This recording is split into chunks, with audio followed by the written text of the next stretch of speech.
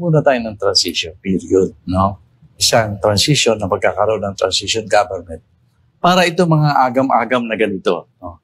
Para ilinaw lang natin, gusto natin magkasundo sa rally, gusto natin magkasundo-sundo.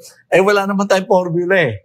Kaya dahan-dahan sana, medyo ilagyan natin ng formula yung, tatawagin natin formula of change. And the first step is regime change at saka paglalagay muna ng transition government. Yung tinatawag nating pagbabago ng constitution. Tama ang ating mga kababayan na magduda. Eh kasi, kung gagawa tayo ng constitution according to the prevailing system, eh either magka-constitutional convention tayo o magkaroon tayo ng, ano ba yun yung kongreso gagawin natin? Siyang gagawa ng constitution. Eh yun ang mga pinagdududahan natin, paano?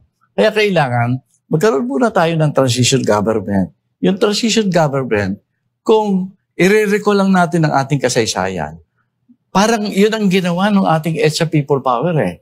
Nagkaroon muna ng parang transition period ng mga steps na nakita natin. Unang-una, binago ang constitution.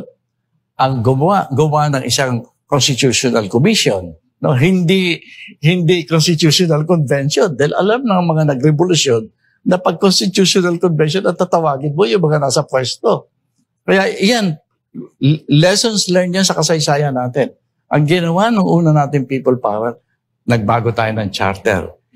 Nagbinago natin ang ating electoral system para kung mag-people by plebiscite tayo na i-approve yung constitution, tama na yung electoral system. Number 2, tinagal natin lahat, Senado, Kongreso, pati Supreme Court.